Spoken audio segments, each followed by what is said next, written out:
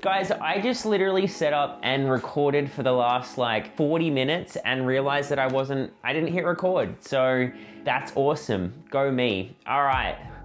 Hire me.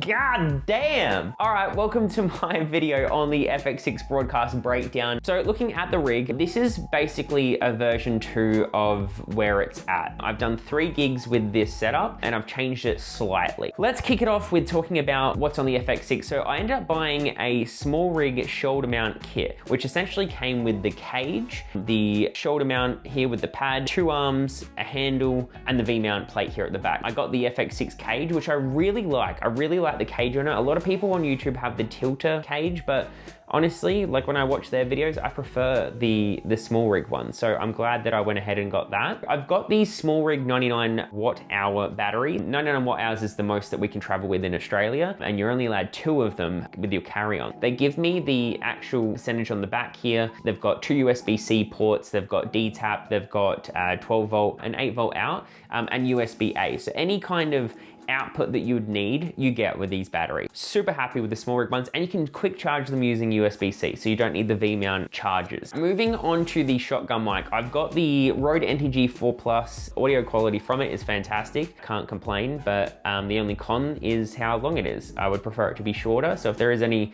options out there to have a shorter mic on here that'll fit the FX6 handle, let me know in the comment section. Moving around to the monitor. This was kind of annoying. I got the Shinobi monitor thinking that I could use the touchscreen features. I quickly learned that that is not compatible with the FX6. It is compatible with the Alpha cameras, but not the Cinema line, which is a bit of a bummer. It's a good display, I can't fault it. The only downside to this monitor is that when you turn this monitor on, it literally, I'm not kidding, takes about 15 seconds to power on, which I think is just, it's just stupid. Yeah, that's the only thing that I don't like about it. The way that this is mounted is essentially a couple of components, and I'll link all these items in the description below. So we've got the Rode 50mm rod holder here attached to the cage at the top. We've then got a 15mm rod that pokes out, and the Nitze NATO rail that mounts to the end of that 15mm rod, working all the way down to the monitor mount, which is by SmallRig. What you can do with this setup, which is pretty cool, is obviously it's set up right now for the shoulder work, which if I just detach this here, you know, I got it on my shoulder and the monitor is right there. So that actually makes sense. But if you wanted to, you can actually unscrew the Nitze and you can, you know, just drag it up the way and then tighten that.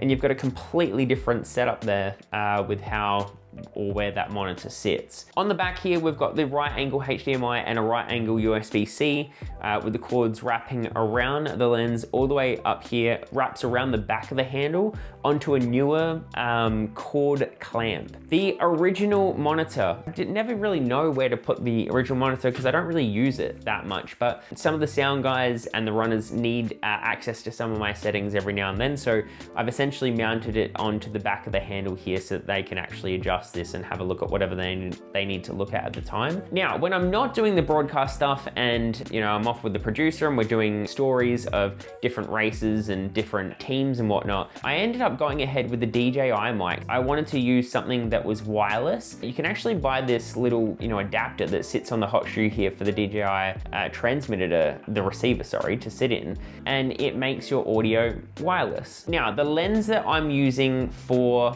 broadcasting at the moment is the 24-105 OSS. Now, it is an f4 lens, which by the way is not an issue at all with the work that I'm doing. We're always outdoors. I don't really need like a 2.8 or anything like that. And to be honest, the people that I'm working with don't want it at 2.8, even if I had it, because they want to show the event. They don't need to blur out the background. Where this lens is an issue is that it doesn't have optical zoom. Now, I really do want to get the, I believe it's the 28-110, the f4 with the optical zoom that I could use the rocker for.